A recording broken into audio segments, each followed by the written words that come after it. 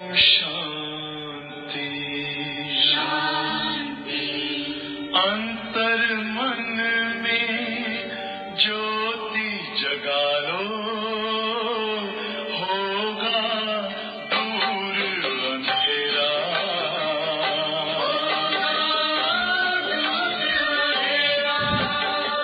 शिव का कर लो ध्यान, आ रहा पावन पुण्य सवेरा।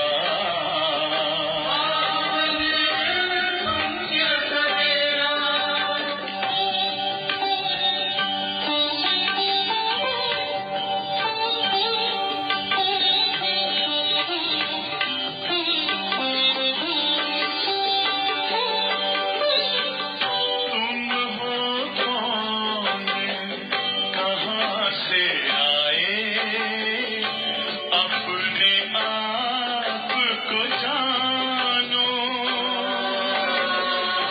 राजयोग के द्वारा अपना परम पिता पहचानो। किसी राजपथ पर चलकर तुम पालो अपना बसेरा।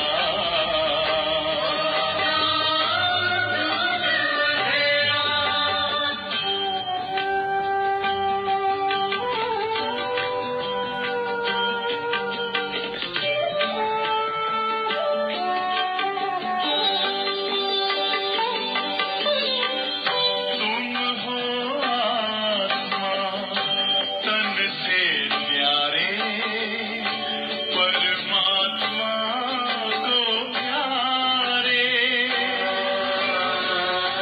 दिव्य गुणों को धारण करके योगी बनो दुलारे। ज्योति बिंदु ही तोड़ेगा ये माया मोह का घेरा।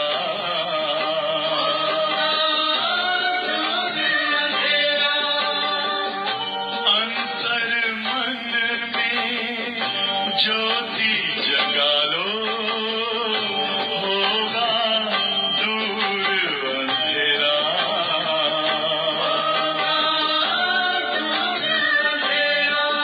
ओम शांति, ओम शांति, ओम शांति। तो इसको भी यथार्थ रीत से समझना है। पुरुषार्थ और प्रारब्ध क्या चीज है। वैसे तो जो कुछ मनुष्य करता है वो उसका प्रारब्ध बनती भी है, लेकिन हमको पुरुषार्थ किस चीज लिए करना चाहिए और हमारे को प्रारब्ध कैसी होनी चाहिए, इन सब बातों का भी यथार्थ ज्ञान होना चाहिए। ज्ञान माना समझ, और इसी के ही समझ को ज्ञान कहा जाता है। जो ज्ञान नाम मशहूर है, भाई ज्ञान बिना गत नहीं है, वो कौन सा ज्ञान? उसी ज्ञान को जिस ज्ञान से हम अपने उच्च प्रारब्ध के पुरुषार्थ को जाने। बाकी वैसे काम तो मनुष्य पुरुषार्थ करते ही रहे। देखो शरीर निर्वाह के लिए, पेट के आजीविका के लिए कोशिश करते ही हैं, और जो कुछ न कुछ अच्छे काम या जो भी थोड़ा बहुत कुछ करते ही हैं, वो तो करते ही हैं। लेकिन ये समझना है कि आखिर भी हमारे जीवन की क्या यही प्रारब्ध है जो हम पा रहे हैं। कर्म जो कर रहे हैं उसका भी तो फल हमारे सामने ही है। ऐसे नहीं हम जो करते हैं उसका फल कोई और दुनिया में जमा होता जा रहा है, नहीं इसी नहीं पा रहे हैं। तो हम देख रहे हैं कि जो हम कर्म करते हैं उसका फल भी हमारे सामने है, परंतु इस फल में अथवा प्रारब्ध में होते भी फिर भी हमको इच्छा रहती है कि आगे कुछ सुख शांति प्राप्त करें। तो वो उनका पुरुषार्थ क्या है, उसकी नॉलेज होनी चाहिए। अभी उसकी नॉलेज सवाय परमात्मा के जो ही हमारे पुरुषार्थ और प्रारब्ध को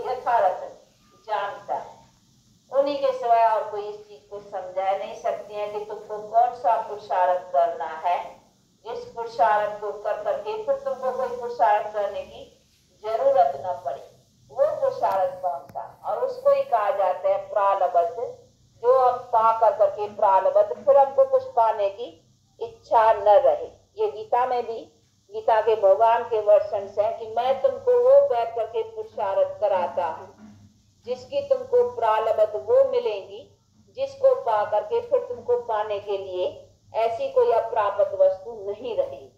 तुमको मैं वो प्राप्त कराता। तो वो कौन सी प्राप्ति है जिसको पा कर करके फिर हमको पाने के लिए कुछ इच्छा न रहे। देखो अभी धन है तो भी इच्छा तो रहती है, फिर भी सुख और शांति किया, फिर भी कुछ न कुछ करते ही रहेंगे। धन है तो फिर पुत्र न होगा, फिर पुत्र की इच्छा, या पुत्र होगा तो कोई ऐसा होगा जो धनी और नीचे ऊंचे कर दे, तो फिर कहेंगे हाँ भगवान इसको सुमत दे, ये करा। फिर कुछ यहाँ कोई शरीर का रोग होगा, कई फिर कारण हो जाते हैं। परंतु नहीं, बाप कहते हैं कि तुम्हारी प्रारब्ध इतनी ऊंची होनी है और हो सकती है और मनुष्य के ही पाने की है, जिसमें तुमको कोई अप्राप्त वस्तु न हो, यानी सब कुछ प्राप्त हो। संपत्ति, शरीर सुख, हर तरह की जो भी सब है जिसके ही साथ सुख का संबंध है। सुख का संबंध किसके साथ है? रोग न हो, अकालिक मृत्यु न हो, संपत्ति की हीनता न हो, ये सभी बातें न हो, लड़ाई झगड़े न हो, तो फिर तो जीवन ठीक है ना। शरीर में रोग होता है, अकाले कोई बढ़ता है तो दुख होता है, रोग होता है तो दुख होता है, धन की हीनता है तो दुख है, लड़ाई झगड़े है तो दुख है। लेकिन ये सभी बातें न हो फिर तो प्रारब्ध ठीक है ना। तो उसी प्रारब्ध का पुरुषार्थ कौन सा? तो इसीलिए बात कहते हैं वो पुरुषार्थ और वो प्रारब्ध मैं समझाता हूँ कि तुमको उसी के लिए क्या पुरुषार्थ करना है, जिसमें सब कुछ ever healthy, ever wealthy, ever happy, यानी सब कुछ साधन जो है सुख के वो तुमको प्राप्त रहे। तो उनका पुरुषार्थ कर करके ये देखो उनकी कॉलेज है, स्कूल है, जो बैठ करके इसी सभी बातों के संपूर्ण प्राप्ति का जो प्रारब्ध है वो उसको कैसे पाए, उनका बैठ करके ये नॉलेज सिखाए गई। अभी वो तो सीखने और समझने की बात है, ऐसी कोई चीज नहीं है बनी बनाई दे देने। ऐसी कोई चीज होती तो भी दे देते ना, ये चीज है ले लो, या ये चीज है खा लो, या ये चीज है ऐसे कर लो, नहीं, ये तो समझना है। तो समझने के लिए टाइम देना पड़े, जो उस बातों को आकर कर करके समझ कर करके और उसी समझ से अपने कर्मों को राइटियस में चलाना है, जिसके आधार से तुझे हमारा प्रारब्ध का आधारित कर्म के ऊपर है, जो हम कर्म करते हैं उससे हमारी प्रारब्ध बनती है।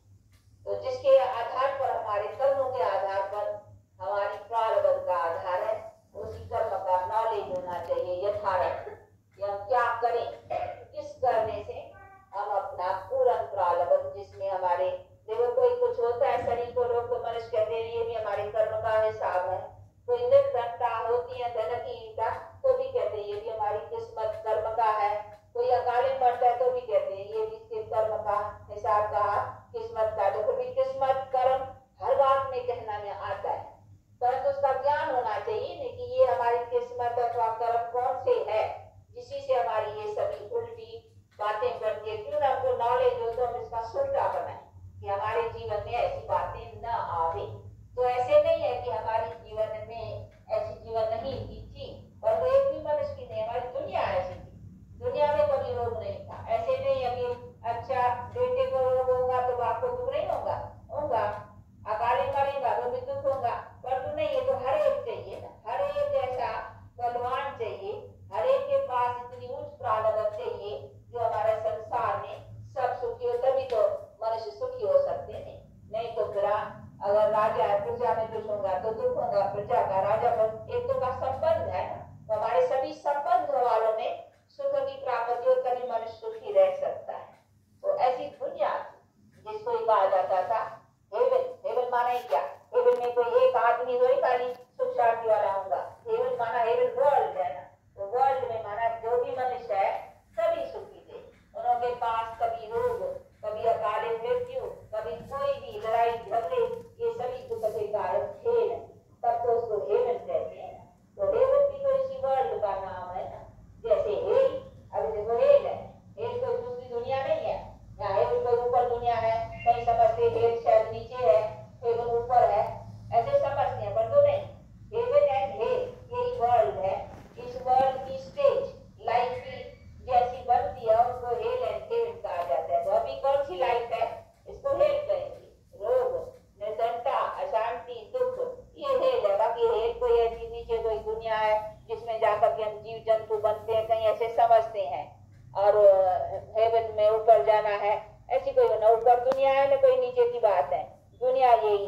लेकिन इसमें लाइफ, हमारी लाइफ नीचे आई है। ऐसे नहीं हम नीचे कोई दुनिया में है चले गए, हमारी लाइफ नीचे आ गई है। अभी फिर उसको लाइफ को ऊंचा करने से फिर हमारी दुनिया हेवन होती है। तो वो समझना अभी हेवन नहीं है, ऐसे नहीं हेवन हेल अभी है, अभी हेल ही है। सारी वर्ल्ड सब अभी हेल निवासी है, अर्थात हेल के रहने वाले हैं। बाकी जब हेवन थी तो फिर हेल का नाम निशान नहीं था। जैसे रात है तो दिन का नाम निशान नहीं, जब दिन है तो फिर रात का नाम निशान नहीं। तो हर एक का अपना अपना टाइम है ना। इसी तरह से जब हेवन था तो फिर ये दुख अशांति की बातें नहीं थी। कभी हे भगवान हाँ ये दे, हे भगवान रहम कर, हे भगवान ये कहना भी दरकार नहीं पड़ती थी। क्यों करें, सब कुछ प्राप्त था, जीवन में प्रारब्ध ऊंची थी। तो ये सभी चीजों को भी समझना है। तो हमारी मैं जो आत्मा हूँ उनके पास इतना बल था। तो ये सभी बातें समझने की है ना।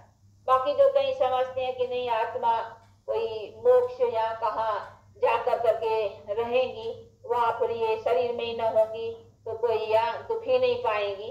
नहीं, सुख भी कंप्लीट शरीर में है और दुख भी कंप्लीट शरीर में है। तो ये सारी चीजों को समझना। ऐसे नहीं है कि शरीर के बिना हम होंगे तभी सुखी होंगे, नहीं, वो कोई स्टेज है ही नहीं। हाँ, जब तक हमारा पार्ट नहीं है तो उसको कहेंगे साइलेंस, नो दुख नो सुख। वो कोई स्टेज नहीं है। जैसे ये है ये जड़ है तो वो एकदम साइलेंस आत्मा, बिल्कुल जितना समय पार्ट नहीं है। वो भी ऐसे नहीं है कि हमको सदा ऐसा रहना जितना टाइम, क्योंकि ये तो संख्या बढ़ती है ना। तो हाँ, जितना टाइम जिसका पार्ट नहीं है तो साइलेंस में है आत्मा, यानी आत्मा बॉडी नहीं दिया है तब तक। परंतु वो कोई स्टेज सुख की या दुख की दोनों ही नहीं है, न दुख न सुख। तो वो फीलिंग नहीं कुछ, इसीलिए उस स्टेज को कोई बड़ी ऊंची स्टेज नहीं है। स्टेज जब है जीवन में मुक्त, जिसको जीवन मुक्ति कहा जाता है, यानी जीवन में रहते इसी सभी दुख के जो कर्म है इसी से मुक्त, तो उसको कहेंगे जीवन मुक्त। वो स्टेज उसी को हेवन कहा जाता है। वो साइलेंस में आत्मा बैठी है, वो हेवन नहीं है, वो तो no hell no heaven. Hell and heaven से जब तक पार्ट नहीं है। हेवन एंड हेल वर्ल्ड का नाम, और वर्ल्ड पर है हेवन एंड हेल। तो इसीलिए कई जो बेचारे मोक्ष का नाम सुना है ना, वो समझते शरीर से मोक्ष, यानी शरीर से मोक्ष नहीं, हमको दुख से मोक्ष चाहिए।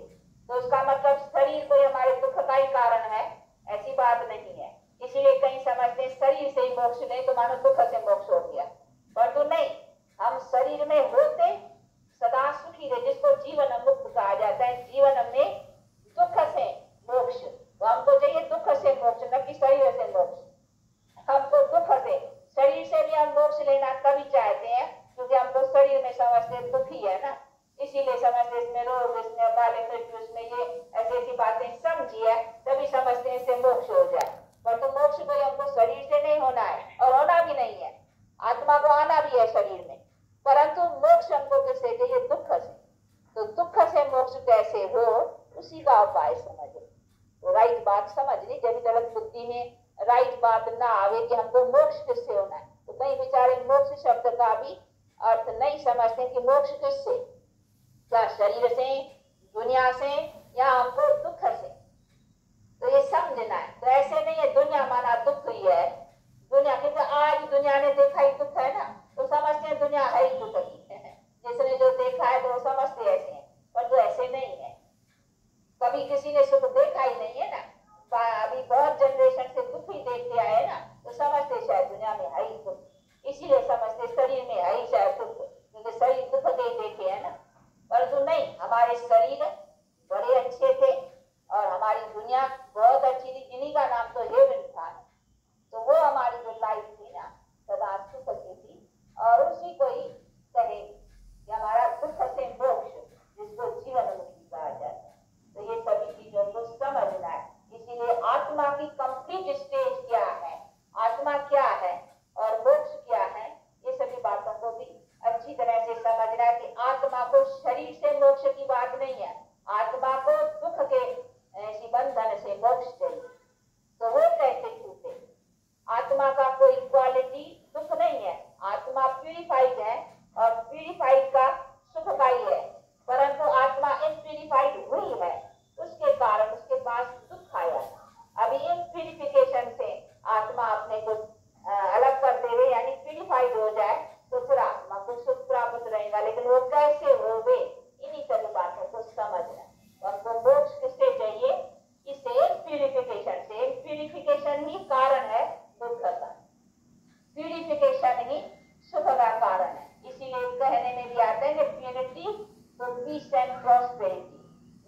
Purity, then no peace, no prosperity.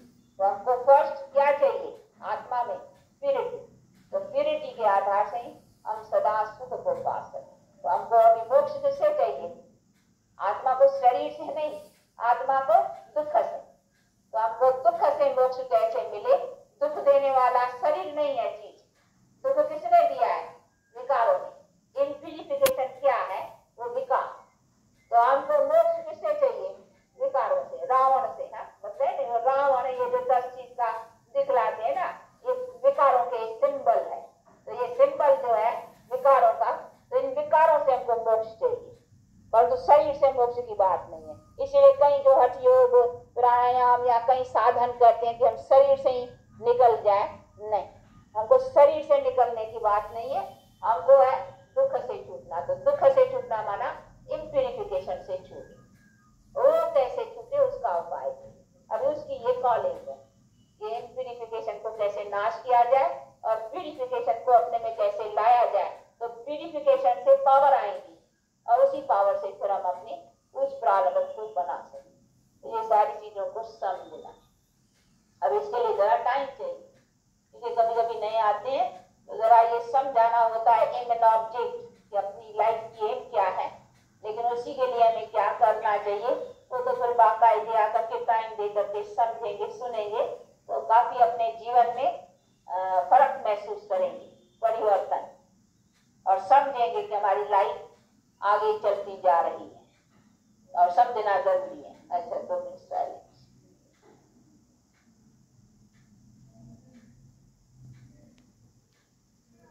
Om Shanti, Om Shanti, Om Shanti. Silence means remembrance of the sheaf and sweet home, sweet kingdom. Thank you so much, Mama.